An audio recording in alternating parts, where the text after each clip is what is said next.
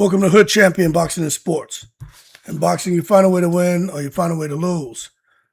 There's a lot going on, so let's just jump into it. First and foremost, man, let me get this one out the way, man. Clarissa Shields has a big fight coming up. It's fight week.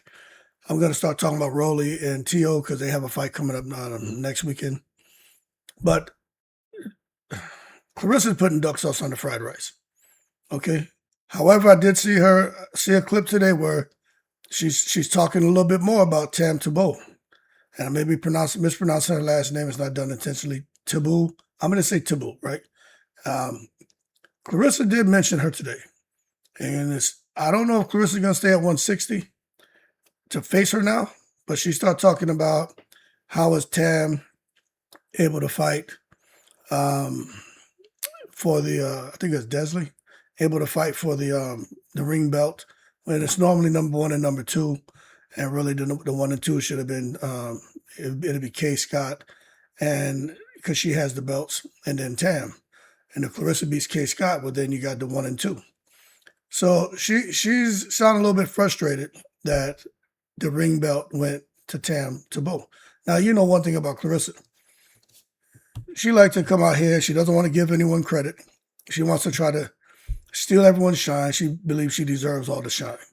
That's just her personality, right? We've kind of gotten used to it. Doesn't mean we like it, but it is what it is. But I'm going to tell you right now, fans want this fight. Okay? Now, of course, people have sit here and talk about her fighting Alicia Baumgardner. Shadesha Green's no longer, she's not here right now. She may be coming back, but still. The Baumgardner fight could never happen because of the weight difference. Neither one, it doesn't seem like Baumgardner wants to come up to 147 or 154. And Clarissa, who knows what she's going to do, right? But the fight that people really are interested in after watching Tam perform this weekend, for her against Clarissa at 160 pounds for the undisputed distinction, because what you got with Tam is she's 6 feet tall, southpaw, long arms. Clarissa has short arms, and she can bang. And she's tough as nails. And that is a good fight. And I like it. I was about to make a joke and shit. But I ain't gonna lie. I like it because Clarissa makes everything about color. I'm not into that. 95% of us aren't into that. We don't care. We just see humans. We deal more with mentality, how you treat us. We could care less about your complexion, about your gender, religion, political affiliation, economic status. We don't care. But for Clarissa, she talks a lot about brown skin, dark skin, light skin, pig skin, skinning cats, whatever. She always talking about something with skin. But the funny thing is Tam is light skin. And oh boy, how funny would it be if the quote-unquote light skin put the bing bings on the quote. Now, I'm just telling you because I already know the conversation would be, that would be something that people are talking about. I know what the direction the conversation is going to go because the internets, and it has me cracking up. But all I'm saying is the biggest conversation here isn't whether Clarissa would beat Tam. It's why it would be why the matchup doesn't happen. Clarissa ain't gonna fight her. I hope she does. I'll put some respect on her name if she does, but she won't. They don't want her to lose. They want her to have this aura of mystique, which she doesn't. Look, the cat's out the goddamn bag. You didn't skin that mug good enough. He got life in him. He jumped out the bag. Clarissa is out here cherry picking opponents because she wants to get across the finish line and retire undefeated, but she can only go so far because the fans are on her neck now. You know what I mean? Fans can reasonably question the matchmaking without automatically concluding that Shields is scared. I feel like I need to go back to the damn optometrist, man. Getting these goddamn itch in my eye. But this thing about Clarissa, I don't think she's afraid of anyone. I think she's afraid of losing, but I do think she has a gallon of duck sauce. And every now and then she'll take a handful and splash it on the fried rice. Now, when it comes to Tam, she's only had a handful of pro fights, 5 fights, but the amateur pedigree, man. I think a 2-time Olympian, elite amateur experience, and she can be much more advanced than a typical fight professional, which is what she is. Matter of fact, she's more advanced than Kay Scott. She's more advanced than Daniel Perkins. You know what I'm saying? She got her shit together. And that's what makes the argument interesting, you know? Shields has already fought at the highest level, and we understand that. We give her credit for that. So that's why the expectation from a lot of fans is, if you're the greatest woman boxer of your generation, as you say, why not test yourself against the next dangerous challenger? Now, Clarissa has gone on record and said, pass the torch. That's what she was talking about, Layla Ali. She doesn't want to pass the torch. If it was me, I would pass the torch. Well, okay, pass the goddamn torch. And the Grey Pool Pond to go with this fried rice and chicken wings that I got over here. Don't pass me the duck sauce. But I'm going to tell you this right now. The counter argument is that professional experience matters. And I just got to be real. Tam still needs to prove that she can handle the physical and tactical demands of championship level professional boxing. Now, she did get headbutt. I thought her nose was broken. And she could have quit. She didn't. She pushed through it. She pulled a Tim Tszyu. He had blood cascading over his eyes and nose, just, hemorrhaging from the top of his head. And he pushed through and fought, but he lost to Fundora, but it was a very competitive fight. With Tab, she had blood just kind of, hemorrhaging out of her nose and water falling across her mouth and chin, down into her breast, to her shorts and everything. And she chose to continue, and she won the fight. But I'm going to tell you this. I think she does the business. That reach, man. That reach, and she knows how to control distance. Half a step back, she doesn't overcommit. Clarissa doesn't have the arms. She doesn't have the arms to get there. She doesn't have the reach. So I'm willing to bet you she won't fight her. But she's talking the talk, but she's probably just doing that just to attach her name to Tam now, so Clarissa can go out here and make it seem like, she's not afraid and try to, downplay Tam's talent level. Anyway, Clarissa did face Savannah Marshall, and the standard for her opponents are going to be high. But ever since Savannah Marshall, I don't know, man, how much credit I can give Clarissa Shields. The Hannah Gabriel's fight was on point. Perkins was a big woman, but she was inexperienced. She looked lost in there. Now she's obviously with some trainers, and they figured some things out. She looks much better. Franchon, we all know how that fight went. Lanai Daniels ran the first 6 rounds. It's like she was in a fucking circus. I don't know what that was. So there's a high expectation for Clarissa Shields, and she hasn't met that expectation. But if she fights Tam, and then there's a German, Sarah Schurich, if she fights one of them, hey, she's going to get all the respect in the world from hood champion. I know she can fight, but she also putting duck sauce on the fried rice. And as far as Kay Scott, Kay Scott, if she can do the business, I know for a fact Kay Scott will fight Tam. Does she win? I mean, look, I don't know. But I know she'll fight her.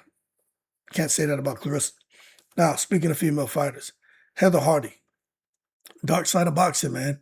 I don't know if you guys heard about it, but she's suffering from a traumatic brain injury.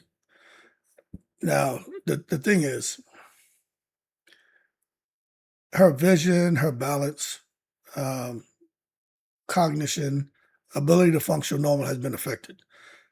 She can't hold a job because she can't, remain consistent with anything because of just her condition is debilitating, and it's unfortunate, man. But all I'll say is this: you see a lot of these fighters celebrating victories, celebrating becoming champions, but you don't always see what's going to happen years later as a result of them giving us entertainment. And now to hear that Heather Hardy is struggling like that, it's kind of sad. But I think the big question from all of this is, how much damage is too much? And it just makes me think about Shadesha coming back. Right now, she feels good. Doctors sound like they're giving her encouraging words to continue with her career. But when I think about Heather Hardy, it's like, maybe for all fighters, don't push too much, especially if you had a career where you took a lot of damage and stuff. Don't know when to take a knee, know when to bow out. It's okay, because you don't want to be out here, man, dealing with the effects of having a TBI and shit like that. You don't want to deal with that. And they have worse conditions. But so for Heather Hardy, man, y'all go ahead and send some prayers to her because she in bad shape right now. Now, David Adeleye, he's a free agent looking for the next move. Now, if y'all don't know who he is, boy, he's created a very interesting situation in the heavyweight division, man. You see, these heavyweights don't need 30 fights to become valuable. You know, a major victory changes that trajectory one way or the other. It puts you in a whole different tax bracket. Now, Adeleye needs the right promotional situation. He was with Queensberry, supposed to be fighting Guido Vianello. Doubt that's going to happen now. He may try to go to Zuffa because they pay him big money, and I think they'll pick him up. But I do know he needs consistent activity. Zuffa can deliver quality opponents. I don't know what can happen there, but I think they're willing to work with other promoters now. And just need someone who's willing to invest in him and give him a path towards meaningful fights. And he wants championships. So let's see if they can get someone that, because it seemed like with Queensberry, they were just using him as an opponent. I don't think they're really trying to develop him once they realized that he wasn't elite. He was just a good fighter. And then they said, okay, well, he'll kind of be the gatekeeper, or, you know, somebody like if you can beat him, you can go on to become one of, and compete with the elite. With Adeleye, I think they realized he's just their next Joe Joyce. And that's just my opinion. And I think he recognized that, so he's like, yo, I'm up and away. They're not going to treat me like that. So let's see if Zuffa could be the destination. But I do think the bigger issue is for him is who can give him the best career trajectory. That's what I think he wants. And someone else who may be thinking about it is Franchon Crews has earned. She has regrets. She says, hey, she felt she would have beat Clarissa. But with everything that happened with the melee and stuff like that, man, her being injured, I mean, it's understandable when you hear her complain because you think about it from a competitive standpoint. If she knows she wasn't 100%, then she should feel that way. You know, and an injury can fundamentally change the fight. And she says that, you know, she was injured. So it is what it is. Some fans don't want to hear that. But I do have a question. What would happen if Franchon and Clarissa were both 100% and they fought? That's what I want to know. Is the outcome different or is it the same? We'll never know because I don't think Clarissa is ever going to fight her again. Now, speaking of Clarissa, Floyd Mayweather and Charleston White. I don't know where these dudes came from, but I ain't never seen Floyd come out here trying to promote anybody outside of just Gervonta Davis. And for a little bit, Carmel Moulton and himself. But this is one of the more unusual stories because it just creates a whole nother debate. Floyd and Charleston White out here, man, talking about Clarissa Shields. I mean, I'm paying attention to it because to me, it's not an organic buildup. You know what I'm saying? You all of a sudden showing support for her. I think her team is manufacturing attention. That's what I think. I think somebody getting that Wu-Tang cream, cha-ching ching, dollar bill, y'all. And that's why these guys are happy to come out here and speak on her behalf and promote the fight, especially Floyd saying, ATL, I'm going to be there. So when I see all this happening, it's not normal. This is not normal. But it is what it is at this point, you know what I'm saying? But there are a lot of people who are claiming that, you know, celebrities and influencers are being paid to promote the event. And look, do I have any evidence proving it? No. Will some content creator probably unearth something? Yeah, because these content creators are deadly. But strategically, I'll say this. There's nothing unusual about promoting fights and trying to create a buzz through recognizable personalities. So that I'm not surprised about. I'm just surprised about the two recognizable personalities that came out and spoke. Because Charleston White don't get involved in no damn boxing. And Floyd don't come out here and say nothing about anybody, unless it's himself for the most part. So it is what it is. But I know why they did it, because they're hoping that the ticket sales and the viewers lead to sponsors and long-term fans. That's all it is. That's all it is, man. Will it happen? I don't know. But I do know this. Everybody's talking about it. Now, something that people aren't talking about is Floyd Schofield and this guy Body, right? They're supposed to be fighting. There's a purse bid, but the purse bid has been delayed. Now, Schofield hasn't been in the ring in quite some time. And even his dad said, whatever the money is for the purse bid, they're going to take it, even if it's short money. They just want to get in the ring, do their thing, and be on to the best, to the next big thing and prove that they're the best. But the problem is Golden Boy and MVP had to reach an agreement because Schofield's with Golden Boy, MVP has body. But a lot of times we see these fights not moving forward because of the purse bid. It's just a lot of uncertainty when it comes to the negotiations. You know what I'm saying? I don't know with this, if it's the venue, broadcast, sponsorship, fighter compensation, rematch clauses, promotional responsibilities.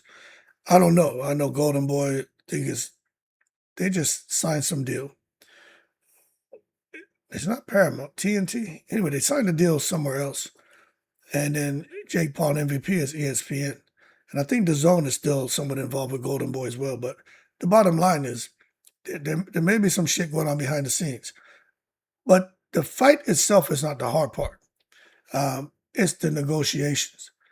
Because you got all these people involved and trying to get everybody to agree on the business side is very difficult.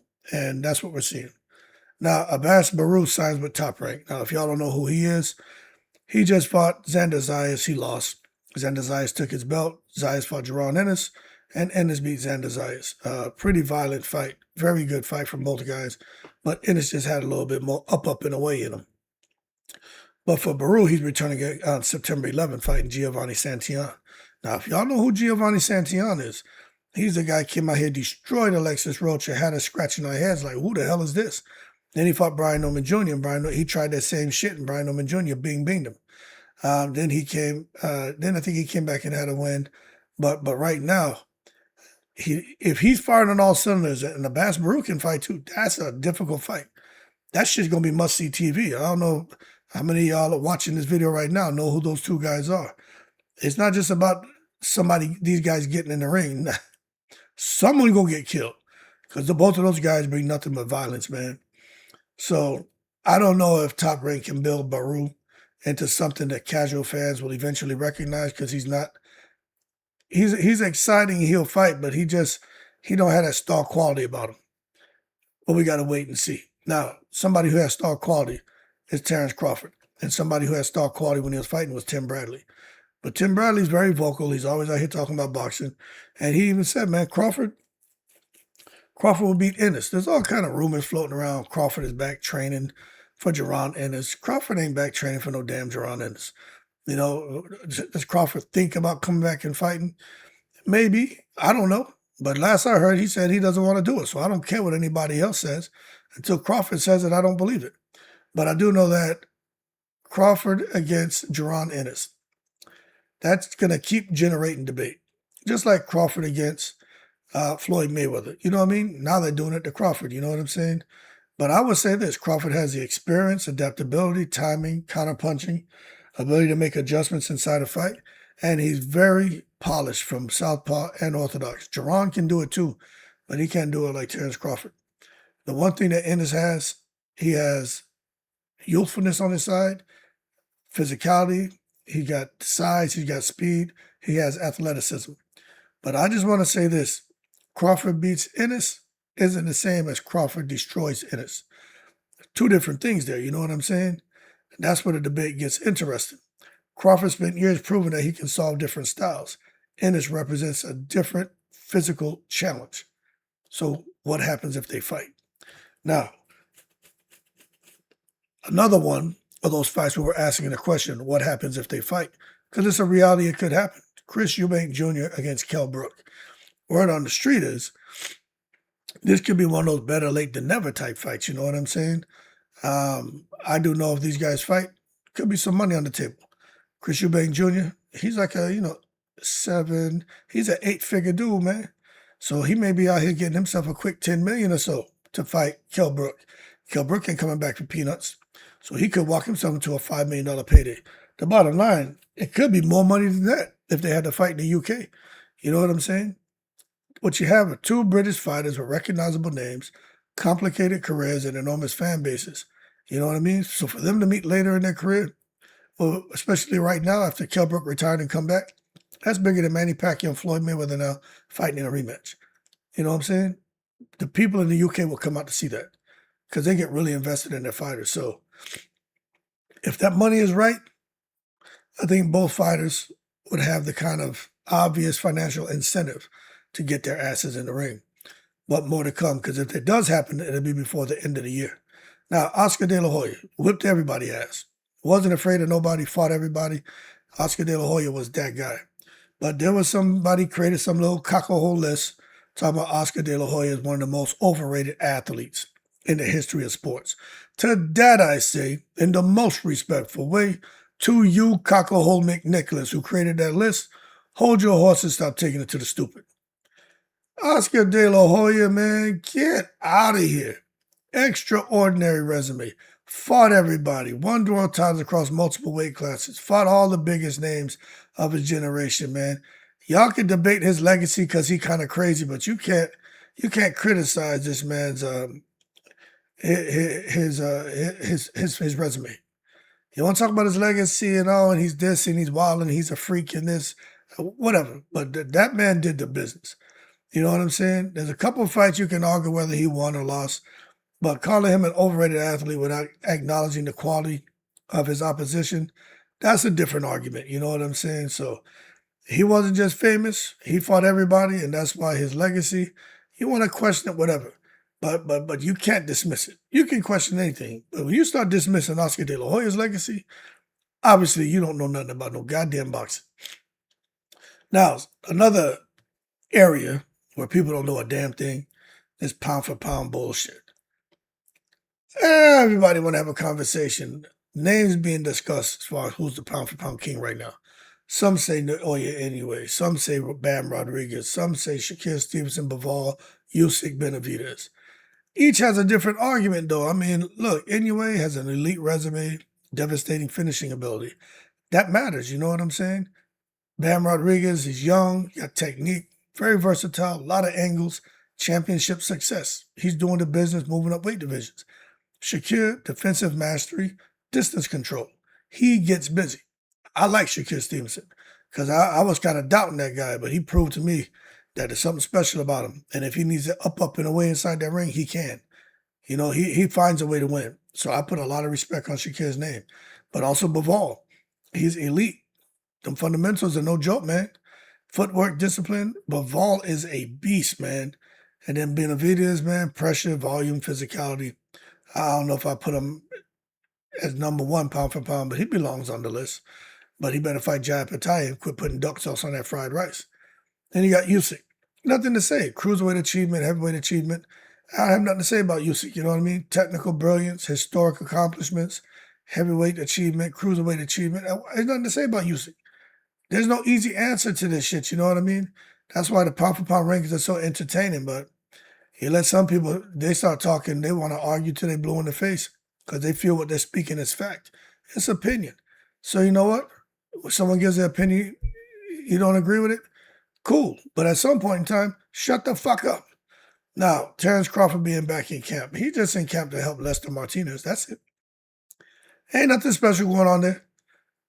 Everybody thinking Crawford's coming back. He ain't coming back. I don't think Crawford would. I really don't. I don't think he would. He got his stuff together. He got enough dough. He won't. Now, I'm not saying Crawford and I are anything alike. I don't know him. We did talk a couple times. I know that he has kids, sons. I know he likes being out fishing. He's athletic. I have a lot in common with him, right? But as far as knowing him, I don't know him. He invests a lot. I do too. So I like Crawford. I really identify with him, you know. But I'm gonna tell you this: Crawford trying to come back and fight somebody like Jaron Ennis or anyone else. Look, he's no longer viewed as a fighter. You see, this is the problem. Y'all need to understand. Crawford has become a source of knowledge for the next generation. He's not just a fighter. I think Crawford can become, he's becoming more influential outside the ring than he could have ever been inside the ring. So it doesn't make sense for him to remain inside the ring. Unless Turkey gonna give him $1 billion. Fuck that, come back, fight and lose. Lose. It doesn't matter. Get that $1 billion. I don't know anybody who wouldn't. Well, my legacy matters. My undefeated record. What's Crawford, like 38, like 40 something, whatever his record was. I'd have a one on my record. You give me $1 billion. Shit, I'm jumping the river butt naked with man-eating crocodiles. Stop halfway, splash the water to just provoke them, wrestle them. Whether I win or lose, I don't care. But if I win, I get across the other side. I may be missing an extremity, but I hop my ass up out that goddamn river, get my $1 billion, and go home and get me a prosthetic. Shit. And I think Crawford would do the same. But it's going to take some real money to get that man out. Now, it's fight week, Clarissa Shields and K. Scott. This matchmaking, it's got to stop. Got to stop. What Clarissa's doing is disgusting. Now, of course, I'm rooting for K. Scott, and I broke it down how she could win, but I always say we got to see it. You know what I mean? But I just don't know. And this might be the hottest controversy of the entire roll-up that I just gave you guys. Some fans are now saying the more they learn about K. Scott, the more they believe Shields received a favorable matchup. And I don't disagree with that. I do know the Australian will fight, right? I know that for a fact. But that's where fans need to separate promotion from reality. A fighter's record alone doesn't tell the entire story. But I do believe Clarissa Shields should be the favorite, right? Only an idiot would say she shouldn't. But I know that a record alone doesn't tell the entire story. You know, a boxer can have a modest pro record while possessing considerable amateur experience, athletic ability, technical skill, and physical advantages. I just don't see K. Scott having any of that over Clarissa Shields. I think she has a heightened reach, but anything else, Shields trumps her. You know what I'm saying? But at the same time, you got to look at Clarissa, the resume, but you also got to look at the fact she's cutting 40 pounds. I'm going to keep talking about that. But I looked at her in a video today, and Clarissa don't look like she's down to 160. I'm just being honest with you. Her legs still look thick, her hips and everything. She don't look like she's down to no 160. But hey, I could be wrong. So the real question for me, it's not, does K. Scott have enough wins? It's, can K. Scott's strengths, right, and her fight cap commitment and what they worked on, can that create problems that someone like Clarissa Shields hasn't already solved? You know, that's the real fight question. And to be honest with you, I don't know. But I'm favoring Clarissa Shields, but I'm rooting for K. Scott. That makes sense. Now, the safety conversation. Last night we had a live, and the ladies are talking. And they feel Shields might intentionally hurt Scott because of the rivalries with other fighters like Amanda Serrano, Alicia Baumgartner, and even you look at Franchon and some of them, they just feel that, and even TIBEAULT right there, they feel that Clarissa wants to knock somebody down, knock somebody out, and then, hurt somebody. Because she's looking at what happened with Shadesha and Lanai. She's looking at Amanda Serrano, about to break the record, most female knockouts. Looking at how Alicia Baumgartner is always dropping people. Even her, who she calls her friend, Caroline DeBar, drops people. Clarissa's looking at this. And we really feel that's why she's coming down to 160 to fight K. Scott, is to try to get a vicious knockout and render her unconsciousness and really seriously injure this woman. And I think Clarissa would do it because she got demon in her. You know what I mean? She got demon in her, man. But all I'm saying is pro boxing is inherently dangerous. But the goal is to win within the rules, not intentionally injure someone. And I think Clarissa is kind of betting on K. Scott, not being fast enough, not having the defense to where Clarissa can land some hard stuff on her, knowing that K. Scott already had the issue a couple of years ago with the emergency CAT scan on her skull and brain, where Clarissa feels that may give her an opportunity to hit her, hurt her, and make this real dramatic finish to the fight where the stretcher comes in the ring and they try to carry her out. And I really believe that deep down, that's what she wants. I'm just being honest with you. And you may say, damn, that's kind of harsh. Okay, well, you hold your horses and stop taking to the stupid. Did she celebrate when Shadesha went out on that goddamn, collapsed off that stool, and they had to take her out in the stretcher? She was in an induced coma? Huh? She celebrated, didn't she? And she had the champagne or something, right? Her and Papoose, they were living their best life one day. Right? Two toxic personalities. So why wouldn't someone like that, who got that demon in her, and she'll feel that way about someone who she claims was her friend, and we made up, and how much she liked the person, and she'll sit there and celebrate that. Why you think she wouldn't take someone like K. Scott, who's not her friend, and just someone who she knows, and won't sit there and come out here? She gonna do whatever she told to do by Pat Poose. So that's why a lot of people are rooting for K. Scott. K. Scott doesn't even have to beat her. Just make it competitive, get to the finish line, and force a decision win for Clarissa or a win for you. But don't allow Clarissa to get no knockout. Because if she can't knock K. Scott out, that's a loss for Clarissa Shields. And the internet is going to clown her because she picked someone who she should be able to get a win with via knockout, and she wouldn't be able to do it. And the internet's going to internet. And she deserves all the backlash because she's wrong to come out here and pick K. Scott for a fight when there's some work to do at 175 and at heavyweight. So anyway,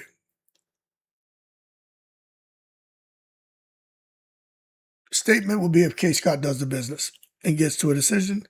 Statement would be if K. Scott beats Clarissa by decision. Statement would be if she knocks Clarissa Shields out. If Clarissa knocks out K. Scott, it's not a statement. If she wins by decision, it's not a statement. The statement that Clarissa has made is that she will put duck sauce on the fried rice, and she's all about cherry picking and picking low-hanging fruit because she doesn't want a real challenge. And that's what it is. Them days are gone. She no longer has that mentality of trying to perform to her potential.